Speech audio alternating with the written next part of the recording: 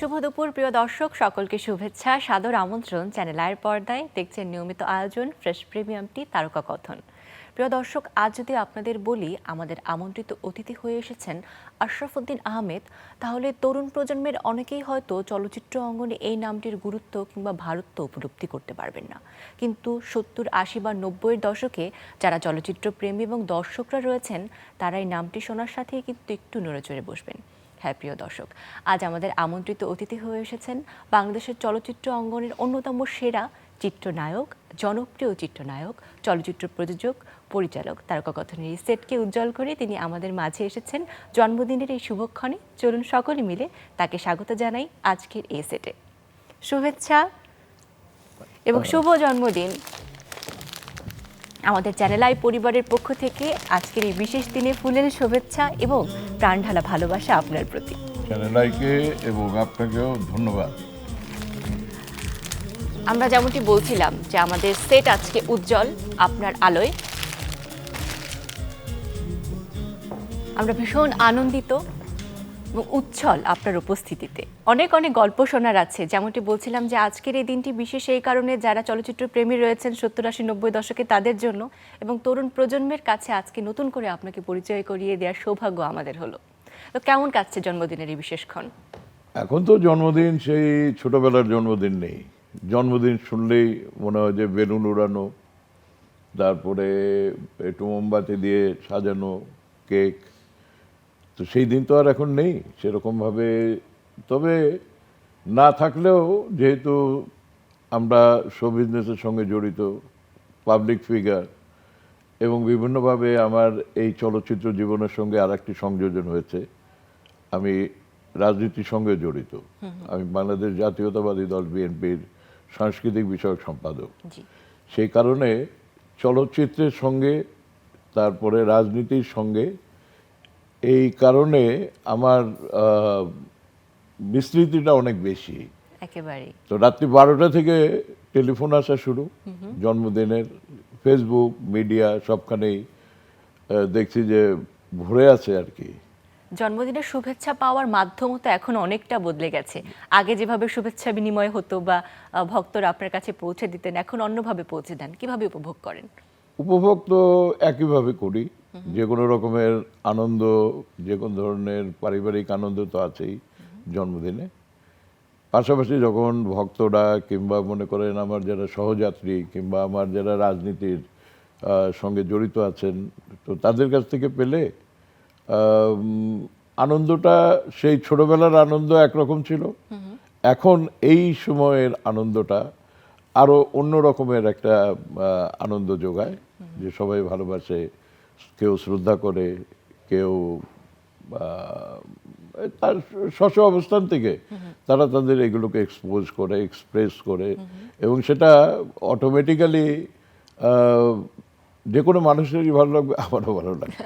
ছোটবেলার জন্মদিনের কথা বলছিলেন যে বেলুন উড়িয়ে, মোমবাতি পুড়িয়ে জন্মদিনের যে উদযাপন, ছোটবেলায় এই ধরনের উদযাপনের কথা যদি এখন ভাবেন, স্মৃতিচারণ করেন, তখন ওই সময়টা কেমন ছিল আসলে? ওই সময়টা ছিল অবুঝ মানুষের যে সমস্ত ব্যাপার দাঁড়ায়, যে জন্মদিন বলতে যে তেমন কোনো গভীরতা নাই, বুঝবার কোনো বিষয় নাই, আব্বা মা ভাই বোন পারিবারিক সবাই। আর সে সময়টা তো এত আধুনিক ছিল না। এখন যেমন কেকের সমাহার দেখতে সুন্দর লাগে, ফুলের সমাহার, তারপরে বেলুনের সমাহার, তো সব কিছুই তো পরিবর্তন হয়ে গেছে। সেই সময় যতটা ছিল তার মাঝে একটা আন্তরিকতা ছিল, কৃত্রিমতা কিছুটা কম ছিল, আন্তরিকতা বেশি ছিল। আর এখন তো সব কিছুই একটা আর্টিফিশিয়াল ওয়েতে, যদিও আমি চলচ্চিত্রের লোক, আমাদের জীবনটাই তো হচ্ছে সেরকম মেক বিলিফের ওয়ার্ল্ড, যা বাস্তব নয় সেটাকে আমরা পর্দায় বাস্তব তৈরি করি এবং মানুষ সেটাকে বিশ্বাস করে। যেমন আমি আপনাকে যেটা বলতে চাই যে প্রেম যারা করে, কখনো কি দেখেছেন সেই যুগ থেকে এই যুগ থেকে যে কোনো সময়ে গান গেয়ে গিয়ে ছেলে মেয়ে প্রেম করে? কিন্তু সিনেমায় আমরা গান গেয়ে প্রেম না করলে সেই প্রেম মনে হবে যেন একটা আংশিক প্রেম হলো, এটা পরিপূর্ণতা লাভ করে না। সিনেমা তো গানই বেঁচে থাকে, গানে গানে আমরা সিনেমাকে স্মরণ করি এখন। না, আমি বলেছি বিশেষ করে প্রেমের কথা। ঠিক আছে, গান হতে পারে একটা ইফেক্ট তৈরি করার জন্য, একটা সিচুয়েশনের জন্য হতে পারে, কিন্তু প্রেম করে সুন্দর সুন্দর করে নেচে গিয়ে আমি তো কোথাও রাস্তাঘাটে ইউনিভার্সিটিতে ইয়াং ছেলেমেয়েদেরকে দেখিনি, তখন আমরাও করিনি। আর এখন আপনারা যারা এই প্রজন্মের, তাদেরকেও তো আমি যখন দেখি এরকম মনে হয় না। এই প্রেয়সীকে গান গেয়ে শোনানোর কালচারটা কিন্তু একটু হলেও অনেকের মাঝেই আছে যারা গান গাইতে পারেন। আপনি সকলের কাছে রোমান্টিক নায়ক হিসেবে শুরুতেই যে খ্যাতি পেয়েছেন, ভালোবাসা পেয়ে এসেছেন, সেই রোমান্টিক নায়কের কাছে বাস্তবতা শুনে কি আমার প্রিয় দর্শকরা একটু খুশি হবেন নাকি একটু মন ভার করবেন? না না আসলে না বলা না, আমি মুশকিল। তো চলচ্চিত্রের কথা বলেছি, আমি তো আমার ব্যক্তিগত কথা বলিনি। আচ্ছা, ব্যক্তিগত জীবন এবং পেশাগত জীবন, চলচ্চিত্রের জীবন, এই জীবনগুলোর তো ভিন্ন ভিন্ন সৌন্দর্য আছে, ভিন্ন ভিন্নভাবে আমরা সেটাকে উপভোগ করি। আমি আপনাকে বলেছি the world of make believe, cinema মানে হলো অবিশ্বাসকে বিশ্বাস করে তোলা। সুতরাং এই এই এটার কথার মানে একটা এক্সাম্পল আমি বললাম, যে চলচ্চিত্রে একটা উপমা দিলাম। আচ্ছা, কাজের কথায় যদি আমরা একটু ফিরি, আপনি রেডিও, টেলিভিশন, সিনেমা সেক্ষেত্রে মাতিয়ে তুলেছেন, সকল ক্ষেত্রেই আপনার সরব উপস্থিতি রয়েছে। তবে চলচ্চিত্রে আসার পরে যে জার্নিটা আপনার শুরু হলো তা একদম ভিন্ন মাত্রা যোগ করেছে আপনার ক্যারিয়ারে। যাত্রার শুরুটা কেমন ছিল? আমার জীবনটা তো ব্যাপার হলো, যখন আমি চলচ্চিত্রে আসি তখন তো আর আমি চিন্তা করিনি যে আমি চলচ্চিত্রে নায়ক হব, কিংবা এটাই আমার জীবনের পেশা হবে, এটাই আমার পরিচিতি হবে। আমার তো জীবন শুরু হয়েছে, লেখাপড়া করেছি আমি ঢাকা বিশ্ববিদ্যালয়ে। সেই সুবাদে আমাদের সময় যেটা হতো, বছর শেষে একটা কালচারাল উইক হতো। সেই কালচারাল উইকে নাটক থাকতো, স্পোর্টসের আইটেম থাকতো, বিভিন্ন রকমের অন্যান্য যা কিছু সংস্কৃতির সঙ্গে জড়িয়ে সেগুলো সব কিছু হতো। সেখানে আমি মূলত নাটকে অভিনয় করতাম। আমি এসএমএলের ছাত্র ছিলাম, সেখানে আমি নাটকে করতাম। সেখান থেকে ওই টিএসসিতে নাটক করেছি, Okay. সিনেমায় নাটক, মঞ্চে নাটক করেছি, সেখান থেকে রেডিওতে নাটক করেছি, টেলিভিশনে। এমন সময় সুভাষ দত্ত আমাদের দেশের একজন খ্যাতিমান পরিচালক, উনি একটা নতুন জি, নায়ক খুঁজছিলেন। আচ্ছা, আমরা এই গল্পটি শুনবো। তবে এই মুহূর্তে টেলিফোন লাইনে আমাদের সাথে একজন বিশেষ অতিথি যুক্ত আছেন, তার সাথে আমরা একটু কথা বলতে চাই। বলে শুভ দুপুর। হ্যালো, জি, শুভেচ্ছা আপনাকে। শুভেচ্ছা। আমি আব্দুর রহমান কথা বলছি, চলচ্চিত্র সাংবাদিক। উজ্জ্বল ভাই, অনেক অনেক শুভকামনা, শুভেচ্ছা আপনাকে আজকের এই জন্মদিনে। আমরা উজ্জ্বল ভাইকে দীর্ঘদিন ধরে চিনি, জানি, এবং তিনি আসলে আমাদের দেশে যে কয়েকজন উপাধিপ্রাপ্ত মানুষের কাছ থেকে, সাংবাদিকদের কাছ থেকে মেগা স্টার, বিনিময় ছবির মাধ্যমে তার অভিনয় জীবনের ৫৫ বছর আমি কিন্তু ভুল না করেছি। অঞ্জু ভাই কেমন আছেন আপনি? আপনি কেমন আছেন জিজ্ঞাসা করছে। আমি তো কণ্ঠস্বরটা পরিষ্কার হলো না এখানে, আমি অডিওটা ঠিকমতো বুঝতে পারি। আচ্ছা, আমাদের টেলিফোন লাইনে আমি রয়েছেন আব্দুর রহমান, সাবেক সভাপতি বাদশাহ। তিনি যুক্ত হয়েছেন আমাদের সাথে। হ্যাঁ, আবার আবার একটু বলেন, আমি এখানে অডিওটা একটু যান্ত্রিক গোলযোগের কারণে আমরা ভয়েসটা একদম ক্লিয়ারলি শুনতে পারছি না, তবে যেটুকু বুঝতে পারছি তিনি তার অফুরান ভালোবাসা এবং জন্মদিনের শুভেচ্ছা নিবেদন করেছেন। আমরা আরেকবার তার সাথে কথা বলার চেষ্টা করব। আমাদের মেগা স্টার উজ্জ্বল ভাই, হ্যাঁ বলেন। দীর্ঘকাল ধরে আপনি অভিনয় জীবনে আছেন এবং বড় বড় বাংলাদেশের যে চলচ্চিত্র শিল্পে বড় বড় যে ছবিগুলো হয়েছে তার অন্যতম প্রধান নায়ক ছিলেন আপনি, এবং সাংবাদিকদের সঙ্গে একসময় খুবই খুবই ও, ভালো আচ্ছা, সম্পর্ক আচ্ছা, ছিল, রহমান। এখনো আছে। জি। জি, আচ্ছা রহমান, থ্যাংক ইউ, বুঝতে পারলাম। মানে একটু যান্ত্রিক গোলযোগের জন্য শব্দটা পরিষ্কার হচ্ছিল না। এখন আপনার কণ্ঠস্বর থেকে বুঝতে পারলাম আপনি তো আমাদের সেই সময়েরই এই বিনোদন সাংবাদিক। এখন তো আপনি একজন মানে টেলিভিশনের বড় কর্মকর্তা।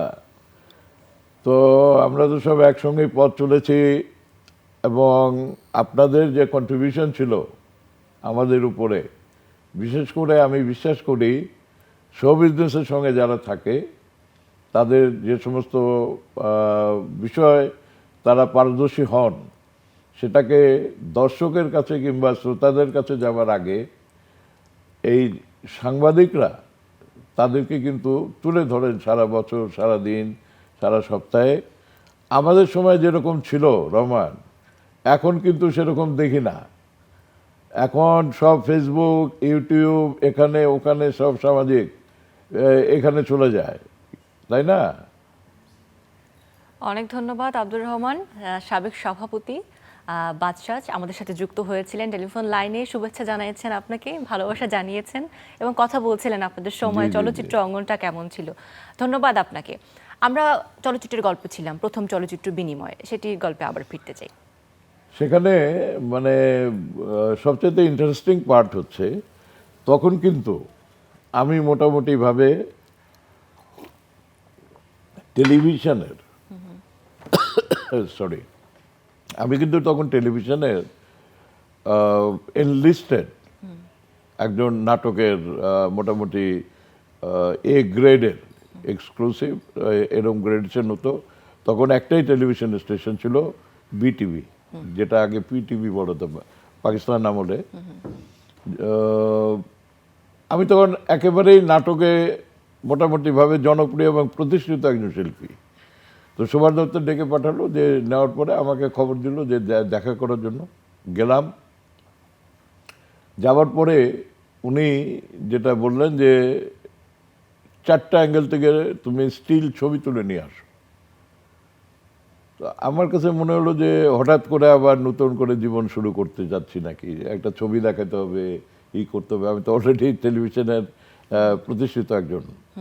এরপরে যাই হোক, আমি নিউ মার্কেটে গিয়ে তখন ওই এত তো আমাদের এখন যেমন যে কোনো জায়গায় আপনি মোটামুটিভাবে একটা ছবি টবি উঠাতে পারেন মডেলিংয়ের জন্য কিংবা যে কোনো পেশাগত এইসব কাজে, তখন এগুলো ছিল না।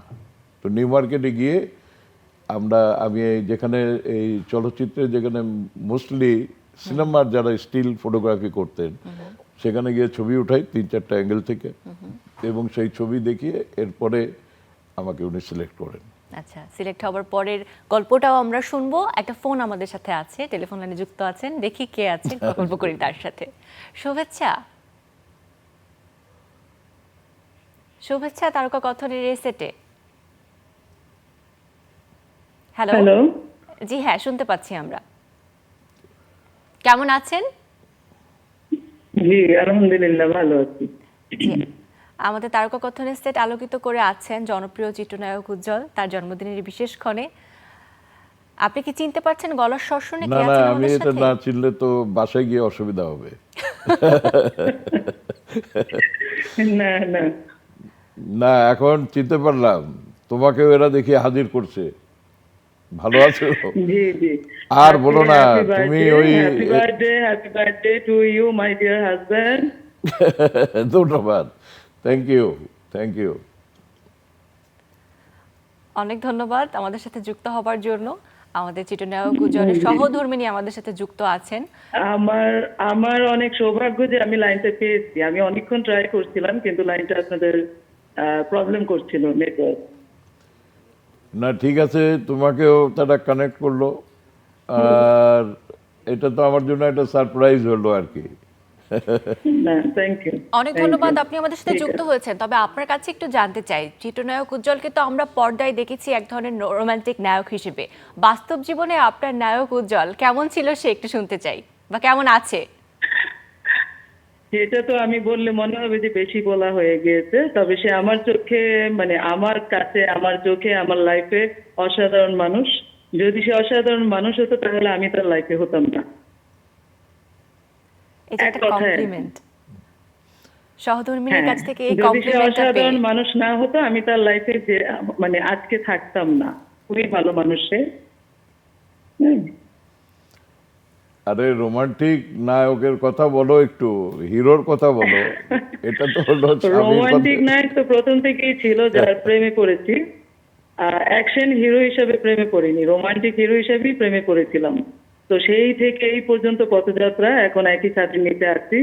আলহামদুলিল্লাহ, এভাবেই যেন থাকতে পারি, দোয়া করবেন। And অনেক অনেক দোয়া তোমার জন্য, ওকে, যেন থ্যাংক আল্লাহ ইউ, এভাবেই সুস্থ রাখে, ভালো রাখে। Thank you, thank you. অনেক ধন্যবাদ। আপনার কাছে একটু শুনতে চাই স্যার, কত বছরের এই যাত্রা বিবাহিত জীবনের? আহ, আমাদের বিবাহিত জীবন হলো, আমার মানে আরেকজন স্ত্রী ছিলেন, তিনি এখন মারা যাওয়ার পরে, শি ইজ মাই ওয়াইফ।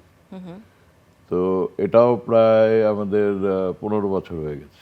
আচ্ছা, 15 বছরের এই সময়ে এইটা তো একটা ডিফারেন্ট জার্নি জীবনের, একটা ব্যস্ততম সময় থেকেও ব্যক্তিগত জীবনের এই জার্নিটা আপনার কেমন লেগেছে, বা কেমনভাবে আপনি এই জার্নিতে নিজেকে নিবেদন করেছেন? আমাদের জীবনটা তো ধরেন, আমরা যারা ফিল্মের তারকা কিংবা স্টার, আমাদের যে কর্মজীবনটা, এই জীবনটা তো কোনো ডিসিপ্লিন লাইফ না। অফিসের যেরকম থাকে 9টা 5টা ডিউটি, এটা সম্পূর্ণভাবে একটা ভিন্ন আঙ্গিকে। আমাদের মধ্যে কিছু পাগলামি থাকে, কিছু অ্যাবনর্মালিটি থাকে।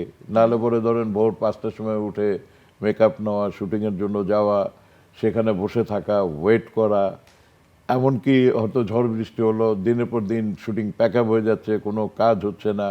আবার কখনো হয়তো রাত্রি 2টোর সময় একটা শিডিউল, একটা স্পেশাল শট নিতে হবে, ভোর 6টার সময় একটা সানরাইজের সঙ্গে শট নিতে হবে। আমাদের সময়ের গল্প আমি করছি, এটা আচ্ছা, এখনকার সময়ের না। এই সকল কিছু কি আপনার সাংসারিক জীবনে কখনো প্রভাব ফেলেছে?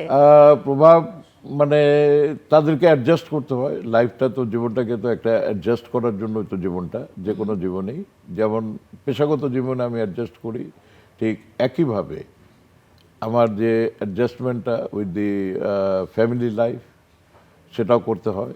এই সব কিছুর একটা সমন্বয় করে জীবনটাকে সুন্দরভাবে গড়ে নিতে হয়। দেখলেন না এখন কি সুন্দরভাবে কথা টথা বললো। সত্যিই বাসায় তাই। গেলে বাসায় গেলে যে টেলিফোন কেন পেলাম না, তখন ওই যে একটা টেলিফোনে কথা হচ্ছিল না, অত এটার জবাব দিয়ে করতে হবে। কিন্তু that is also a romance, okay, that is also a romance. কারণ হলো যে if your partner, life partner, সে যদি কেয়ারিং না হয়, তাহলে পরে বিষয়টা মানে আন্তরিক হয় না।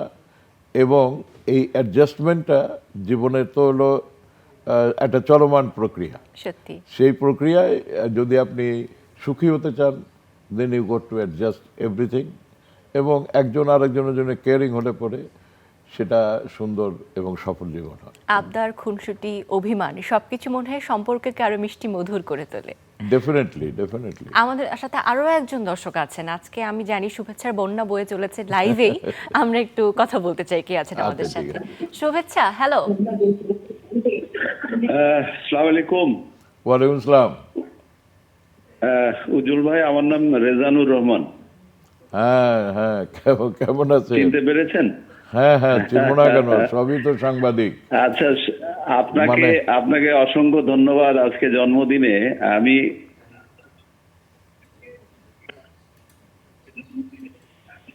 আমি একটা ছোট্ট প্রশ্ন করতে চাই আপনাকে, যেহেতু সময়টা পাওয়া গেল।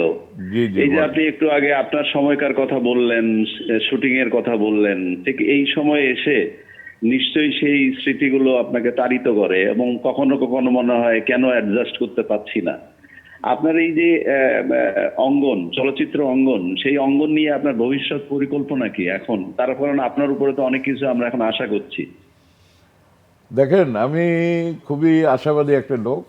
আপনারা দীর্ঘদিন সাংবাদিক হিসেবে আমাকে চিনেন, জানেন, এবং আমার কর্ম পরিকল্পনা আমার যেমন পেশাগতভাবে ছিল, এখন যেহেতু আমি মনে করি যে আমাদের যে চলচ্চিত্র, সেই চলচ্চিত্রটা সরকার নিয়ন্ত্রিত।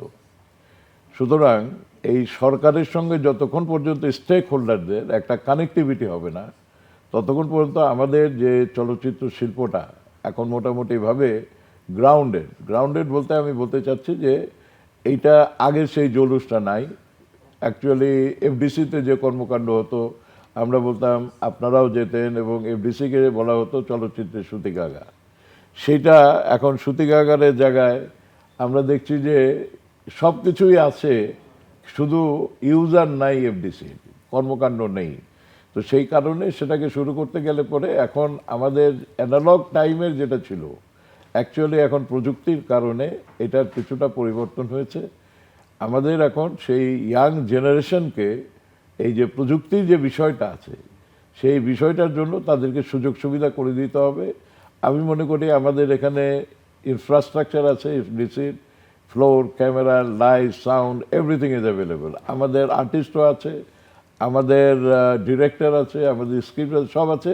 আমরা এখন ওই টেকনোলজির কারণটায়, যেহেতু আমাদের ইনস্টিটিউশন নাই, এটাকে ডেভেলপ করতে হবে। আর এই ডেভেলপ করার জন্য আমি মনে করি যে যেহেতু রাজনৈতিক সরকার যদি আসে, এবং বিশেষ করে আমি যে দলের সঙ্গে কাজ করি বিএনপি যদি জনগণের সমর্থন নিয়ে এই রাষ্ট্র দায়িত্ব গ্রহণ করে, সেই ক্ষেত্রে আমি মনে করি যে আমরা এফডিসিকে কিংবা চলচ্চিত্র শিল্পকে আবার নতুন করে বর্তমান প্রজন্ম দিয়ে আমরা এটাকে সাজাবো, টেকনোলজির সুযোগ করে দেব, তাদের স্টাইপেন্ড দেব, তাদের বিদেশে পাঠাবো, তাদের এখানে নিয়ে এসে ট্রেনিং দেব, এবং সেইভাবে একটা সুন্দর পরিকল্পনা করে আমরা সুন্দর করতে পারি।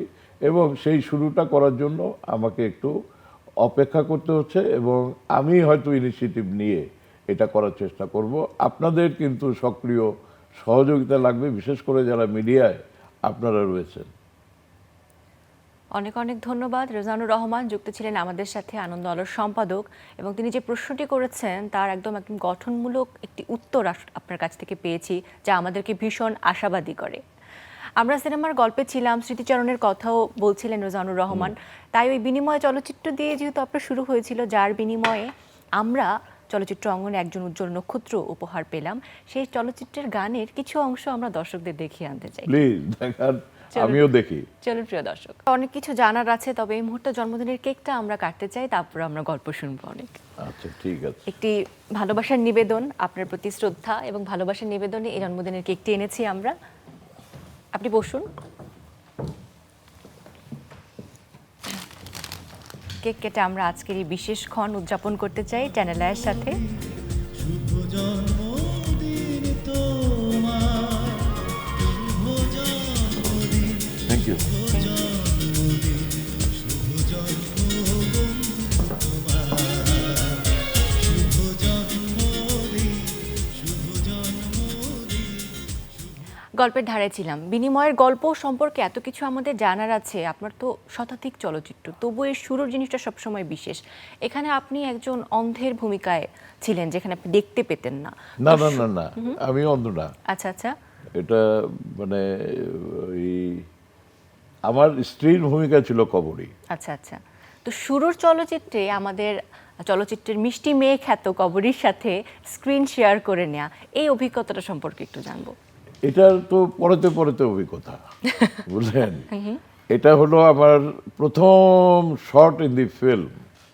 চলচ্চিত্রে যে প্রথম শর্টটা দিয়েছিলাম, এটা ফেঞ্চুগঞ্জের সার কারখানায় ছিল, আউটডোরে। তো সেখানে মানে আমি এত অভিজ্ঞতা সম্পন্ন শিল্পী হওয়ার পরেও ফিল্মের যে প্রথম শর্টটা, এটা দিতে গিয়ে কিন্তু আমি মারাত্মক ধরনের নার্ভাস হয়ে গিয়েছিলাম। সেটা কেমন মনে করেন, একটা শর্টটা ছিল এরকম, এই মানে এটা তো দুঃখের ইয়ে, কিন্তু এই ছবিতে যেটা ছিল আর কি, সেটা হলো যে প্রথম শট আমাকে ধরা আছে, ক্যামেরার পাশ থেকে ফুল ছুঁড়ে মারবে, আমি জাস্ট তাকাবো কে এই ফুলটা দিল। আমি এখন ওই আমাদের সেই সময় যে ক্যামেরা ছিল, এই রিফ্লেক্স ক্যামেরা অন হলে পরে খুব ভয়ঙ্কর একটা শব্দ হতো, ওই পারফোরেশনের কারণে কড়কড় কড়কড় কড়কড় করে শব্দ হতো আর কি। তো ডাইরেক্টর বলতো যে ক্যামেরা, যেই কড়কড় শুরু হতো বুকের মধ্যে ধরপড় শুরু হতো। তারপরে সেখান থেকে যখন বলতো অ্যাকশন, দেখা গেলো টুং, মানে ছোট্ট তাকানো আর কি, ভেরি সিম্পল একটা শট। এখন সিম্পল, কিন্তু তখন ছিল যেমন মনে হচ্ছে যেন আমার পিছনে কেউ ঘাড় ধরে রেখেছে আর কি। ক্যামেরা বলার পরে চলছে, অ্যাকশন বলার পরে চলে যাচ্ছে, কিন্তু আবার ঘাড় এরকম এরকম এরকম এরকম করছে আর কি। অফুল প্রায় 10টা-12টা শট দিতে হয়েছিল টেক করার জন্য। আর সুভাষ দত্ত যিনি ডিরেক্টর ছিলেন, উনি আবার একটু বদ রাগী, মানে রাগ খুব বেশি থাকতো, কারণ উনি অনেক বড় মাপের ডিরেক্টর ছিলেন।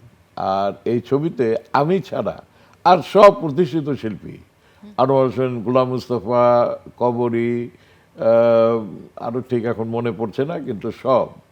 তো সেই ক্ষেত্রে আমার এরকম একটা অভিজ্ঞতা। আর বিনিময় ছবিটা যেটা ছিল, তখন তো আমাদের খুব গল্পের ছবি হতো, এবং সেই গল্প গান, এই যে এখন যে গানটা আমরা দেখলাম, আমার সে প্রেম আমাকে ফিরিয়ে দাও, এখন এগুলোর যে মানে পিকচারাইজেশন, সিচুয়েশন, এখন তো আর আমরা এগুলো উড়াধুরা গান শুনি, উড়াধুরা গান দেখি, তারপরে মানে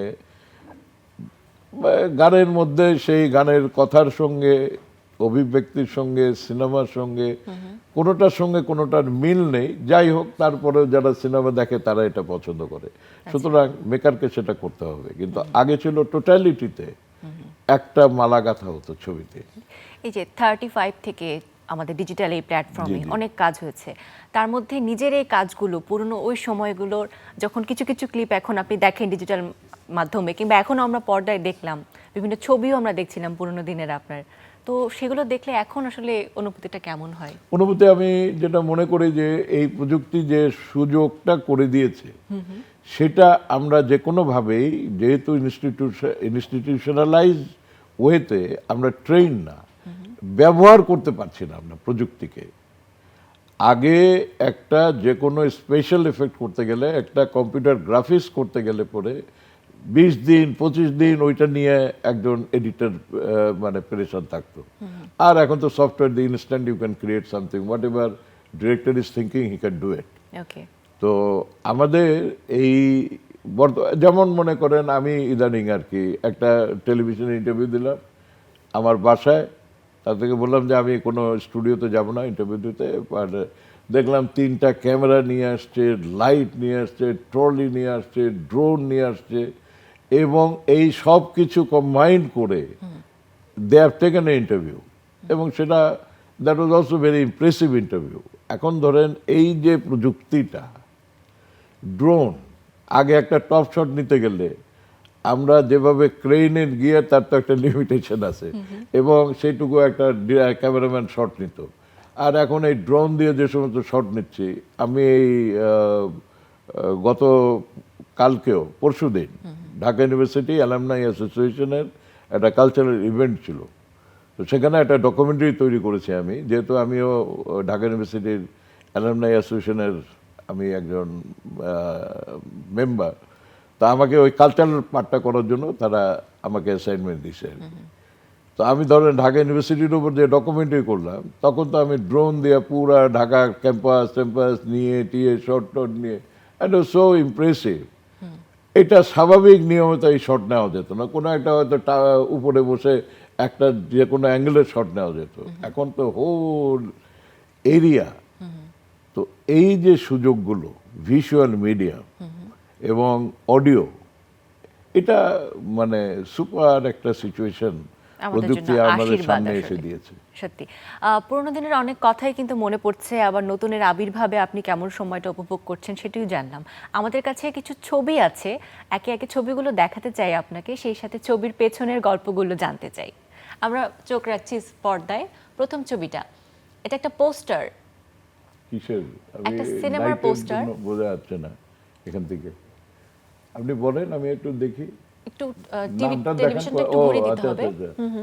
এটা বোধহয় নসিব না নালিশ না বীরাঙ্গনা সখিনা, আচ্ছা, এই ছবিটার গল্পটা শুনতে চাই। কোনটা? আমরা নাম স্ক্রিনে দেখতে বলেন, পাচ্ছি ছবিটার নাম। কবরের সাথে আমরা ছবিটি দেখতে ও আচ্ছা, পাচ্ছি। এটা বলা কেমন। জি জি, এটা হলো কমেডি প্রডিউসার ছিল, সুভাষ দত্ত ডিরেক্টর ছিলেন। বলা কেমন, এটা এই সুভাষ দত্তের ছিল। এগুলো আমার সব, এগুলো রোমান্টিক মনে করেন ইয়ে। আমার ক্যারিয়ারের এই ছবিগুলো বুঝতে পেরেছি আপনি যা দেখছেন। আমার আর্টিস্ট হিসাবে আমার ক্যারিয়ারের কিন্তু দুটো অংশ আছে। একটা রোমান্টিক হিরো হিসাবে আমি 70 থেকে 80s পর্যন্ত আমি রোমান্টিক হিরো ছিলাম। রোমান্টিক হিরোর লাইফ কিন্তু বেশি দিন থাকে না, আচ্ছা কারণ হলো সময়ের সঙ্গে সঙ্গে বয়সটা বাড়তে থাকে, স্ক্রিনে তখন ওই ম্যাচুরিটি যখন তৈরি হয়ে যায়, তখন তো রোম্যান্স করলে পরে ওটা অ্যাকসেপ্টেড হতে চায় না, তখন আপনাকে ট্রান্সফর্ম করতে হয় স্ক্রিন ইমেজ। আর সিনেমার সবচাইতে যে বিষয়টা, যে দর্শক আপনাকে যে ইমেজে গ্রহণ করে, সেই ইমেজটাকেই ডিরেক্টর এবং প্রডিউসাররা প্রেফার করে, কারণ মার্কেটিংয়ের ব্যাপার আছে। তার জনপ্রিয়তা যে ইমেজের হবে, যেমন আমাদের ফারুক ছিল গ্রামের ইমেজ, আলমগীর ছিল, রাজাক ভাই ছিল, তাদের যেরকম সোশ্যাল একটা ইমেজ ছিল। তো এই ইমেজটাই ডিরেক্টর এবং প্রডিউসাররা ইউজ করতো ফর দ্য মার্কেটিং।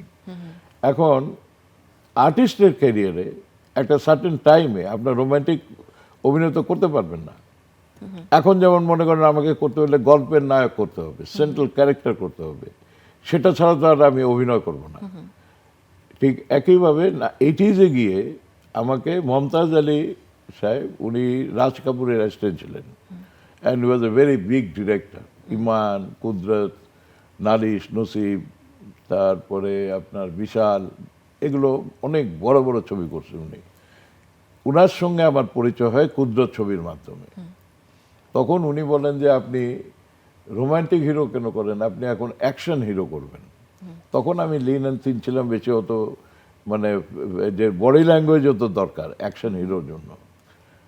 উনি নালিশ ছবি, আমার নিজের কোম্পানি ছিল উজ্জ্বল ফিল্মস লিমিটেড, সেখান থেকে নালিশ ছবিতে উনি আমাকে প্রথমে নিয়ে আসে। সেটাতে অন্য ফিমেল কাস্ট ছিল শাবানা, জয়শ্রী কবির, সুচরিতা, আমি ছিলাম মেইন ক্যারেক্টার। ওটাতে মোটামুটিভাবে অডিয়েন্স আমাকে অ্যাকসেপ্ট করে নিল। পরের ছবিটাই ছিল হলো Naseeb, and that became a blockbuster hit, এবং আমি তখন অ্যাকশন হিরোতে রূপান্তরিত হয়ে গেলাম। ওকে, এটারই ধারাবাহিকতায় চলতে থাকে। আচ্ছা, অ্যাকশন হিরো হিসেবে তো আপনাকে বাংলা নায়কের তো অনেক মারপিট করতে হয় ভিলেনের সাথে। তো মারপিট করতে হলে যে শেখার প্রক্রিয়াটা, জি, সেটি জি। আপনার জন্য কেমন ছিল? প্রথমেই হলো শেখার প্রক্রিয়ার মধ্যে 1 নম্বর কথা হলো যে আমি এখনো জিমে যাই, ব্যায়াম করি। 40 বছর যাবত এই কাজ চলছে এখনো? এখনো। আচ্ছা, মানে হলো যে ফিটনেস, আপনার যদি বডি ফিটনেস, আপনার যদি স্ক্রিনের মধ্যে আপনার যদি বডি ল্যাঙ্গুয়েজ না থাকে, তাহলে পরে তো এটা মেক বিলিভ হবে না, বিশ্বাস করাইতে হবে তো really you can do it. এবং সেটার জন্য অভিনয়ের চাইতে বেশি কনসেন্ট্রেট করতে হয়।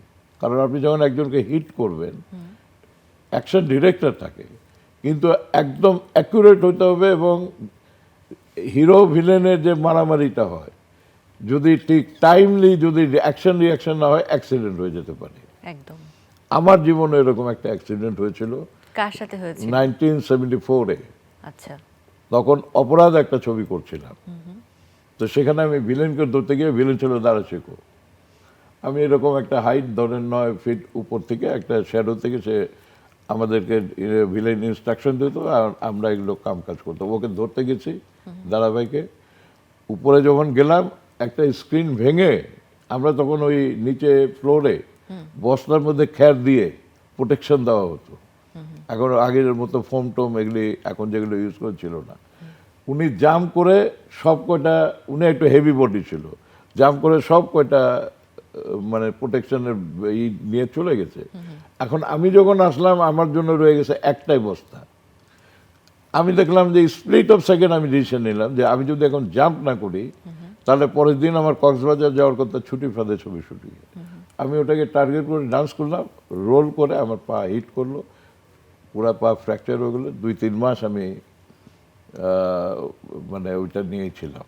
আচ্ছা, তখন শুটিং সব বন্ধ? সব বন্ধ, সব কাম বন্ধ, শুটিং বন্ধ। আপনার নতুন ছবিতে ল্যাংড়া হয়ে যেতে পারে, পা কেটে ফেলতে হতে পারে, নানান ধরনের প্রচার অপপ্রচারের কারণে মোটামুটিভাবে এই ছবিতে অনেক তখন দুঃখ কষ্টের মধ্যে দিয়ে চলেছে ওই সময়টা। আচ্ছা, আপনার সমসাময়িক সময়ে যারা নায়ক ছিলেন, তাদের মধ্যে একটা প্রতিযোগিতামূলক আচরণ নিশ্চয়ই ছিল। আপনাদের সময়ে ওইটি কেমন ছিল অন্যান্য কো-আর্টিস্টদের সাথে? আমাদের সময় দেখেন, ব্যাপার হলো আমরা এই যে শুটিং করতাম, ফিল্ম করতাম, একটা পারিবারিক বন্ধনের মতো ছিল। মানে নিজেদের মধ্যে মনে হতো যেন আমরা পরিবারের সবাই সদস্য। একদিন আমরা শুটিং যাচ্ছি, এখন ধরে 7-8টা ছবির শুটিং তো এফডিসিতে হতো। তো 7-8টা ছবিতে তো 7-8টা 5-6 জন আমরা সব শুটিং করলে পরে একের সঙ্গে অপরের দেখা সাক্ষাৎ, কে কেমন আছে, আমাদের জীবনটা ওই কর্মক্ষেত্রের মধ্যেই সোশ্যালাইজেশনটা, সামাজিকতাটা হতো। তো যার কারণে আমাদের মধ্যে একটা পারিবারিক বন্ধন ছিল। এখন ডিজিটালাইজেশনের কারণে, যেমন মনে করেন একটা গান হয়, গানের মধ্যে সিঙ্গারের সঙ্গে মিউজিশিয়ানের দেখা হয় না, মিউজিশিয়ানের সঙ্গে রেকর্ডিস্টের দেখা হয় না, কারণ যা যেটা তার ট্র্যাকে দিয়ে দিয়ে সব চলে যায়। আবার যেটা ভোকাল দিবে উনি এসে আবার গান গেয়ে যায়। সিনেমার মধ্যে সেরকম হয়ে গেছে আর কি, মনে করেন ডাবিং করছে, যার যেটুকু ডাবিং দরকার সেটুকু করে করে চলে যাচ্ছে। তো যার ফলে ডিসজয়েন্টেড এরকম হতে হতে তাদের মধ্যে যে আন্তরিকতা, একটা টিম না হলে কিন্তু সফল কোনো কাজ করা যায় না।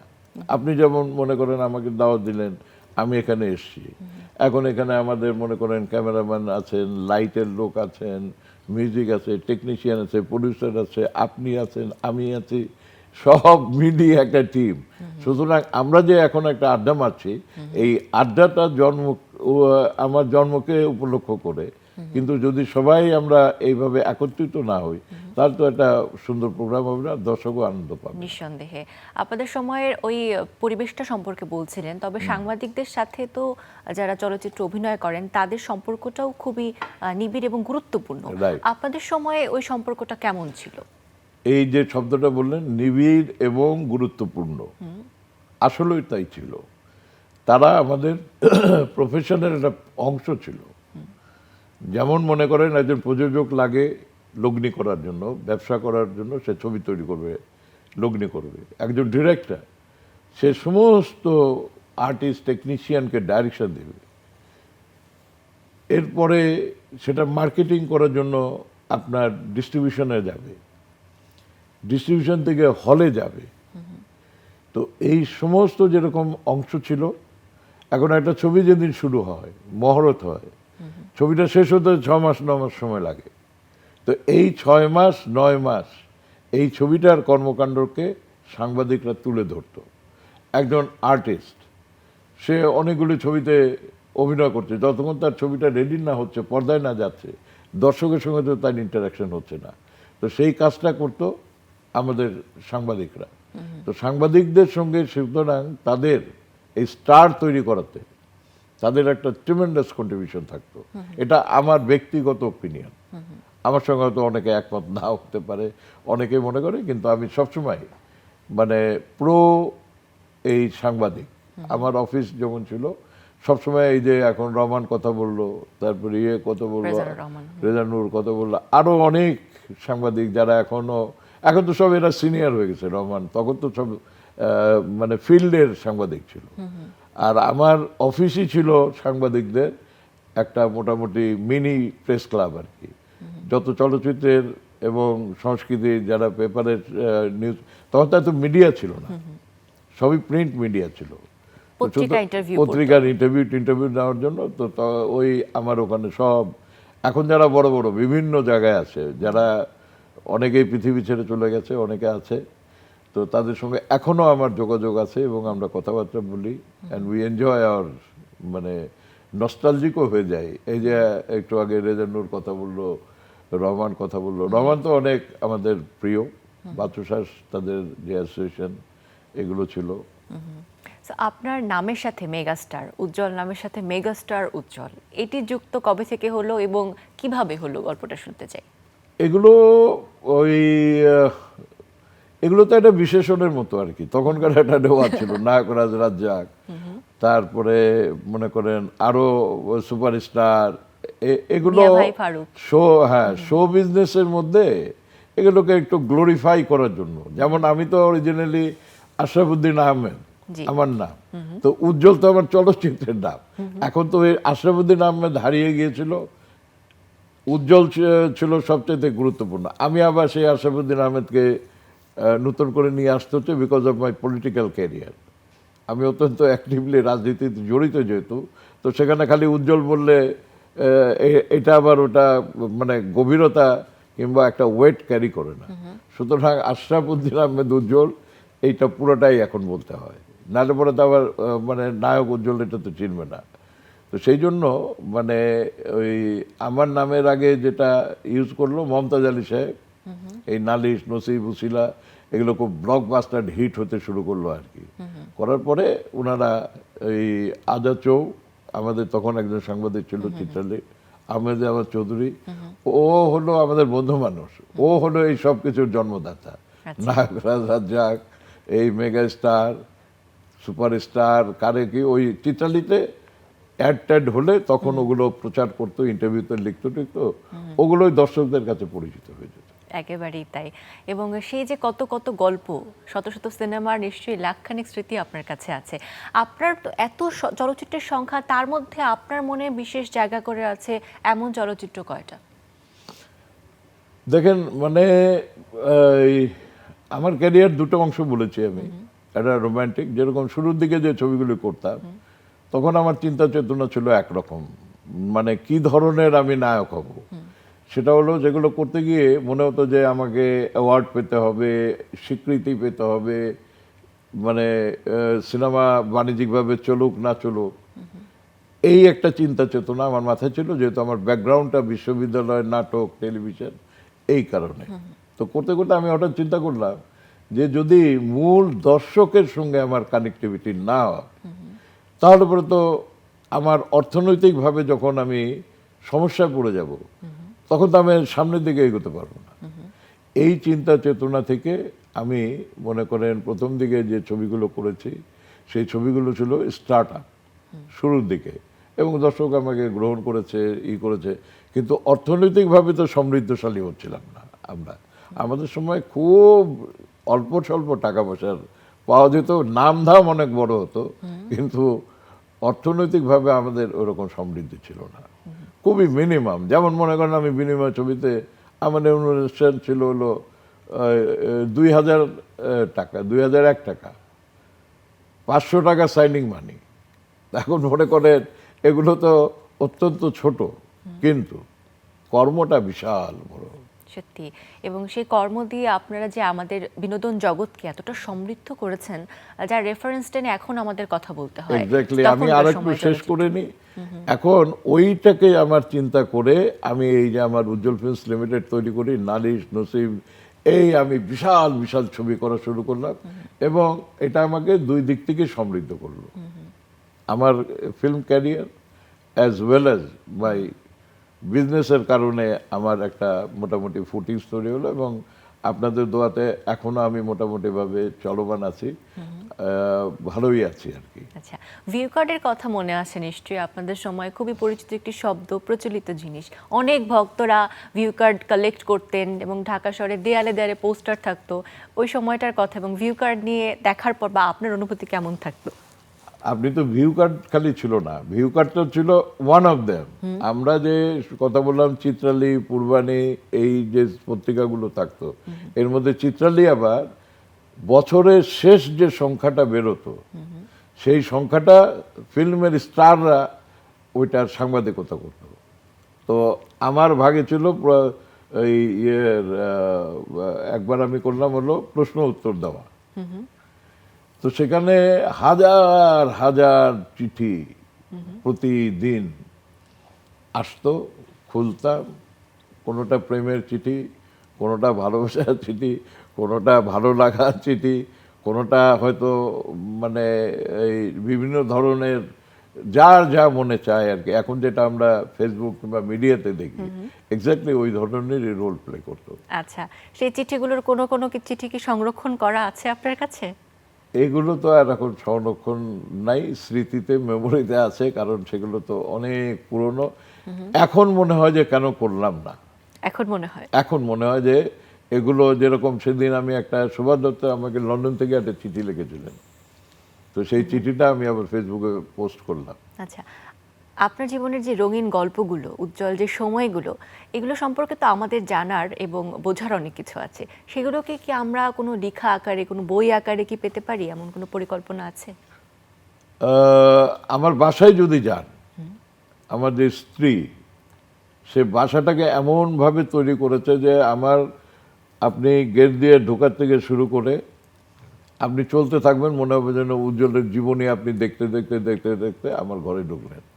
সেটা তো আপনার বাসায় যেতে হবে, সকলের তো আর সে অ্যাক্সেস না, থাকবে না, না। না। সাধারণ যারা আছেন তারা যদি আপনাকে নিয়ে আরো বিস্তারিত জানতে চায়, বা আমাদের চলচ্চিত্র অঙ্গনে তরুণ প্রজন্মের কথা শুরুতে বলছিলাম, তারা এখনো জানে না স্বর্ণালী সময়ে কারা রাজত্ব করেছেন, কিভাবে কাজ করেছেন, তাদের উদ্দেশ্যে যদি আপনি কখনো কিছু তৈরি করতে চান, সেখানে লেখনী থাকবে কিনা? এখন সেটা তো আমাদের ব্যাপার হলো যে এখন audio visual medium is more accepted. আমি যেগুলো ইন্টারভিউ দিচ্ছি এখন সব ওই ভাষাটা হয়, এগুলো এভরিথিং ইজ ইন ইউটিউব, বিভিন্ন যেখানে চ্যানেলে করেছি। আর নিজের এই চিন্তা চেতনার উপরে নিজেকে নিয়ে একটা ডকুমেন্টারি টাইপের, এবং আর্কাইভে যেমন সেদিন একটা ইন্টারভিউ দিয়ে এসেছি, এগুলো এখন আর্কাইভ ভ্যালুতে রূপান্তরিত করার জন্য আমি অবশ্যই একটা কর্মকাণ্ড করব। তো তার মধ্যে এই বই আকারেও, মানে বইটা হবে ঠিক বই না, মানে শোবিজে যেরকম একটা পত্রিকা হয়, ধরেন খুব আর্ট পেপারের মধ্যে সুন্দর সুন্দর ছবি, পোস্টার টোস্টার, ডিজাইন, আমার যা কিছু আছে সেগুলো দিয়ে একটা মোটামুটি ছবি তৈরি করার ইচ্ছা আছে। দারুণ কিছু একটা পাবো বলেও আমরা প্রত্যাশা করি। ইনশাআল্লাহ। আপনি তো চলচ্চিত্র পরিচালক এবং প্রযোজক হিসেবেও খ্যাত, সেখানে আসলে আপনার জার্নিটা এবং কাজ করেছেন বা এখন করতে চান কিনা এটি নিয়ে শুনতে চাই। অবশ্যই করতে চাই। আমি তো বললাম যে মানে আমরা চলচ্চিত্রটা এমন একটা জায়গায় গিয়েছে যে ওখানে আপাতত চলচ্চিত্র ইউজ করার জন্য, যেমন আমি অ্যাজ অ্যান অ্যাক্টর, আমাকে ইউজ করার কোনো লোক নাই। পরিচালক শিল্পীকে ইউজ করে, আমি আমাকে ইউজ করতে পারবো না, যেটা আমার মানে দীর্ঘ অভিজ্ঞতার আলোকে। ডিরেক্টর চলচ্চিত্রের হচ্ছে সব কিছু, not actor, not stars, nothing. আর আমাদের কাজ করার জন্য যে ধরনের পরিবেশ, যে ধরনের মানে টেকনোলজি দিয়ে যেভাবে এখন করা দরকার, আমরা যেটা পরিমাণে চিন্তা করতে পারি কল্পনায়, অভিজ্ঞতা, দেশ বিদেশের ছবি দেখা এখন তো অনেক ইজি হয়ে গেছে। সেই জিনিসগুলোকে পর্দায় নিয়ে আসার জন্য যে ধরনের মার্কেটিং করার জন্য যে মেকানিজমটা দরকার, এটার দুটো দিক, একটা হলো কন্টেন্ট তৈরি করা, একটা মার্কেটিং করা। আমাদের সিনেমা হল সব বন্ধ হয়ে গেছে, কয়েকটা সিনেমা হল আছে, তো সেখানে ছবি তৈরি করলে সেটা তো ফিজিবল হবে না। তো সেই দিক দিয়ে আমাদের দেশের একদিকে কন্টেন্ট তৈরি করার জন্য ফিল্মের আমাদের পলিসি তৈরি করতে হবে, অন্যদিকে প্রদর্শন করার জন্য আমাদের সিনেপ্লেক্স সারা দেশে অ্যাটলিস্ট জেলা শহরগুলোতে 100টা 200টা যদি সিনেপ্লেক্স তৈরি হয়ে যায়, এখন ইয়াং ছেলেমেয়েরা ছবি দেখে, তারা যদি সেগুলোতে এই বিনোদনটা পায়, আমার মনে হয় যে ফিল্ম আবার নতুন করে তার যৌবন ফিরে পাবে। সত্যি তাই। চলচ্চিত্রের ধারায় যে পরিবর্তন বর্তমানে আমরা লক্ষ্য করছি, এই ধারায় নিশ্চয়ই আপনার কাজও যুক্ত হবে এবং তাকে এক অনন্য মাত্রায় পৌঁছে দিবে, এই আমাদের শুভ প্রত্যাশা আপনার প্রতি। শুভকামনা জানিয়ে আজকের আয়োজন থেকে বিদায় নিব এবং শুভ জন্মদিন আবারও। আপনাকে অনেক ধন্যবাদ। এবং চ্যানেল আই সবসময় আমাদের মতো যারা আমরা পুরনো শব্দটাই ব্যবহার করতে চাই, বর্তমানে যেহেতু আমরা অ্যাবসেন্ট ফ্রম দ্য স্ক্রিন, আমরা এখন পর্দায় আসি না, আমাদেরকে আনারও কোনো প্রক্রিয়া নাই, তো সেই ক্ষেত্রে চ্যানেল আই সবসময় দেখেছি যে এরকম একটা করে মানে আমাদেরকে অনুপ্রাণিত করে, আমরাও অনুপ্রাণিত হতে চাই। কারণ ওই সমস্ত হারানো স্মৃতিগুলো নিয়ে যখন কথা বলি আমরা নস্টালজিক হই, আমাদেরও ভালো লাগে। তো চ্যানেল আইকে এই জন্য ধন্যবাদ, এবং আপনাকে ধন্যবাদ। দর্শক শ্রোতা, এই ক্যামেরার পিছনে যারা রয়েছেন, আমাকে যারা দেখাচ্ছেন, আপনাদের সবাইকে ধন্যবাদ। আমাকে এই সুযোগ করে দেওয়ার জন্য আমি কৃতজ্ঞ এবং আপনাদের অভিনন্দন জানাচ্ছি। সত্যি বলতে আপনি চ্যানেলের পরিবারেরই একজন সদস্য এবং আপনাকে আজকের এই আয়োজনে পেয়ে আমাদের চ্যানেলের প্রাঙ্গণ মুখরিত। আবারও আশা করি এই সেটে আপনাকে পাবো নতুন কোনো কাজ নিয়ে, কিংবা আপনার জীবনের কোনো গল্প আবারও শুনবো, সে প্রত্যাশা নিয়ে বিদায় নিচ্ছি। ওকে, প্রিয় দর্শক, পুরো আয়োজন জুড়ে যারা সাথে ছিলেন অনেক অনেক ধন্যবাদ। এমন স্মৃতিকাতর হয়ে পড়েছিলাম পুরো আয়োজন জুড়ে, শুনেছি বাংলা সিনেমার স্বর্ণ সময়ের কথা। আশা করি আপনাদের ভালো লেগেছে। আবারও দেখা হবে এই প্রত্যাশায় বিদায় নিচ্ছি। ভালো থাকবেন।